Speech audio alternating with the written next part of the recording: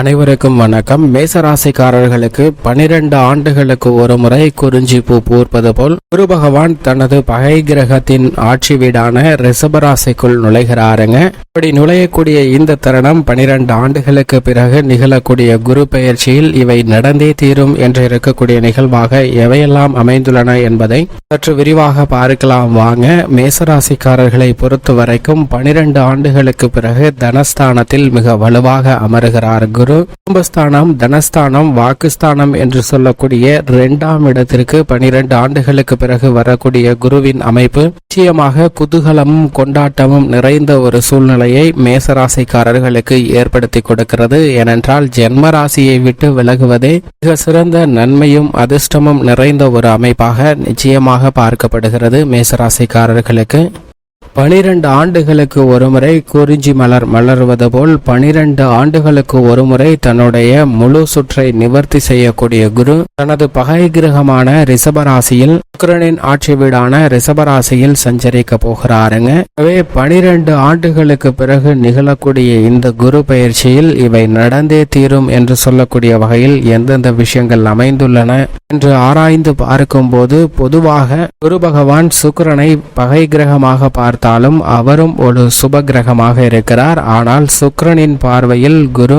சமகிரகமாக இருக்கிறாருங்க. எனவேதான் 12 ஆண்டுகளுக்கு ஒரு முறை நிகழக்கூடிய இந்த ரிஷபராசி சஞ்சார காலகட்டம் என்பது ஏப்ரல் மாதம் 2024 முதல் ஏப்ரல் மாதம் 2025 வரை மிக பெரிய மாறுதலை சந்திப்பதற்கான வாய்ப்பை நிச்சயமாக உருவாக்கி கொடுக்கிறது. அதிலும் குறிப்பாக இதுவரை தனது நட்பு வீடான செவ்வாயின் ஆட்சி வீடான மேசராசியில் சஞ்சரித்து வந்த குரு இனி பகை கிரகமாக கருதக்கூடிய சுக்கிரனின் வீட்டில் நுழைந்திருக்கிறாருங்க. இப்படிப்பட்ட இந்த தருணத்தில் நாம் உதாரணமாக எடுத்துக்கொண்டோம் என்றால் நம்மளுடைய நண்பர்களின் வீட்டிற்கு செல்லும் போது நம்மளுடைய செயல்பாடு எப்படி இருக்கும் என்றால் அங்கு ஏதாவது ஒரு அசாதாரண சூழ்நிலையோ சிரமமோ ஏற்பட்டாலும் கூட அவற்றை நமது நண்பன் அவற்றிலிருந்து நம்மளை விடுவித்து நல்லதை செய்வான் என்ற ஒரு நம்பிக்கையில் ஒரு துணிச்சலில் மிகவும் கேஷுவலாக சாதாரணமாக நடந்து கொள்வோம். ஆனால் அதே சமயம் நாம் ஒருவரை பகைவராக பார்க்கும் போது அவருடைய வீட்டிற்கு செல்லும் போது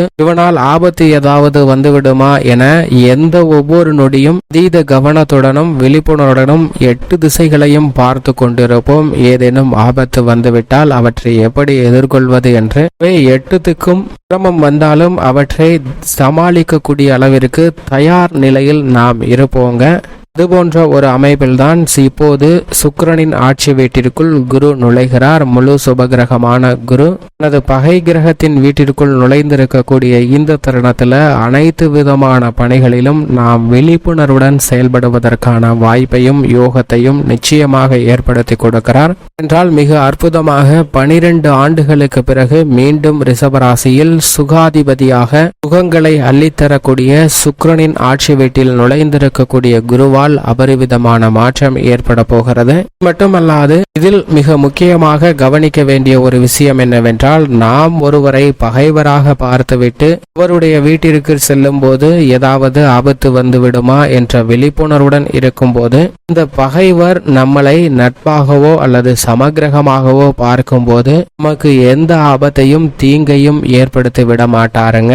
அது போன்றுதான் குரு சுக்கிரனை பகை கிரகமாக பார்த்தாலும் கூட சுக்கிரன் குருவை சமகிரகமாக பார்க்கிறார். எனவேதான் குரு சுக்கிரனின் ஆட்சி வீடான ரிஷபராசிக்குள் 12 ஆண்டுகளுக்கு பிறகு நுழைந்தாலும் கூட இந்த தருணத்தில் நல்லதொரு மாற்றத்தையும் முன்னேற்றத்தையும் மிக சிறப்பாக ஏற்படுத்தி கொடுக்கிறாருங்க. இதில் எந்த விதமான சந்தேகமும் வேண்டாம் என்பதை தெளிவாக உறுதிப்படுத்துகிறார். அது மட்டுமல்லாது செயல் முட்டாள்தனமாக இருந்தாலும் அதிலும் நல்ல வாய்ப்பு உண்டு என்பதில் சந்தேகமே இல்லை என்பதை குரு உறுதிப்படுத்துகிறாருங்க. ஏனென்றால் பகை வீடு என்று தெரிந்ததற்கு பிறகு ஏன் அங்கு செல்கிறீர்கள், அதை தவிர்த்து விடலாமே என்ற கேள்வி நமது மனதில் எழலாம். அதற்கு உதாரணமாக ஒரு பெரிய செல்வந்தன் ஒருவன் இருக்கிறான். அவன் தன்னுடைய கைகளில் 2 கைகளிலுமே சில பரிசு பொருட்களை வைத்திருக்கிறான். அதில் ஒரு கையில் சில ரூபாய், அதாவது சில ஆயிரக்கணக்கில் ரூபாயை வைத்திருக்கிறான். மற்றொரு கையில் பல லட்சம் மதிப்புள்ள தங்கத்தை வைத்திருக்கிறான். இப்போது 2 தேர்வையும் மற்றொரு நபரிடம் காட்டுகிறான். மற்றொரு நபரிடம் காட்டி, இதில் உனக்கு எது வேண்டுமோ அதை எடுத்துக்கொள் என்று சொல்ல,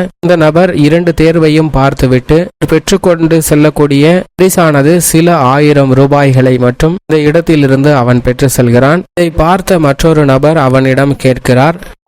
அவன் உனக்கு 2 தேர்வுகளை வழங்கினான். ஒன்றில் மிக அதீத மதிப்பு கொண்ட தங்கங்கள் உள்ளன. ஆனால் அதை விட்டுவிட்டு இப்படி சொற்ப காசு சில ஆயிரங்களை மட்டும் பெற்று செல்கிறாயே என்று கேட்க, அதற்கு அந்த நபர் பதில் சொல்கிறார். நிச்சயமாக நான் அந்த தங்கத்தை தேர்வு செய்திருந்தால் அதை தரமாட்டான். ஏனென்றால் அவன் தங்கத்தின் மீது அலாவியான அன்பு கொண்டவன். அது மட்டுமல்லாது அவன் தேர்வு செய்தது தங்கமாக இருந்தால் இந்த காசு கூட எனக்கு கிடைக்காமல் போயிருக்கும் என்பதை சொல்கிறாருங்க. இதை போன்றுதான் முட்டாள்தனமாக சில விஷயங்கள் இருந்தாலும் கூட அதில் நன்மை நிறைந்து கிடைப்பதற்கான வாய்ப்பு உண்டு என்பதை குரு தனது பகை கிரகமாக இருக்கக்கூடிய சுக்கிரனின் ஆட்சி வீட்டில் நுழைந்திருக்கக்கூடிய இந்த தருணத்தில் மிகவும் அபரிவிதமாக உறுதிப்படுத்துகிறார். எனவே இந்த தருணத்தில் 12 ஆண்டுகளுக்கு பிறகு மிக விழிப்புணர்வுடன் செயல்படுவதற்கான வாய்ப்பும் யோகமும் எந்தெந்த விஷயங்கள்ல நிரம்பி இருக்கின்றன. குறிஞ்சிப்பூ 12 ஆண்டுகளுக்கு பிறகு பூர்ப்பது போல் அது பகை கிரகத்தின் ஆட்சி வீட்டிற்குள் நுழைந்திருக்கக்கூடிய குரு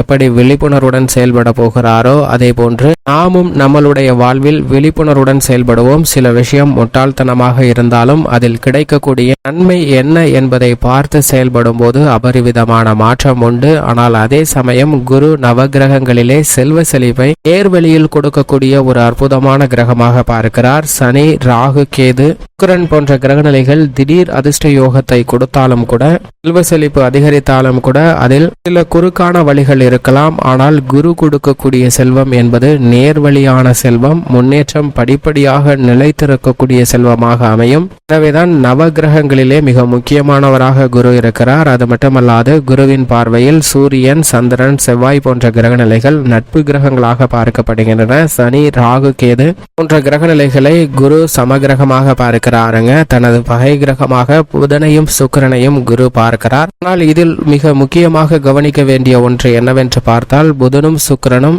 குருவை சமகிரகமாக பார்க்கின்றன. நவ கிரகங்கள்ல எந்த ஒரு கிரகமுமே குருவை பகை கிரகமாக பார்க்கவில்லை என்பதுதான் மிக சிறப்பான ஒன்றாக பார்க்கப்படுகிறது. எனவேதான் வானியலின் அரசன் என்றும் கோள்களின் தலைவன் என்றும் குரு அழைக்கப்படுகிறாருங்க. குரு மிக வலுவாக இந்த இடத்தில் அமர்ந்தாலும் நல்ல பலனை நிச்சயமாக ஏற்படுத்தி கொடுப்பார். அவருடைய சஞ்சார அமைப்பின் காரணமாக சில நன்மைகள் கிடைப்பதில் தாமதம் ஏற்படலாமே தவிர பாதிப்பு இல்லை என்பதை தெளிவாக உறுதிப்படுத்துகிறாருங்க. ஏனென்றால் குரு 2, 4, 5, 7, 9 மற்றும் 11 ஆகிய இடங்கள்ல அபரிவிதமான வளர்ச்சியை கொடுப்பாருங்க.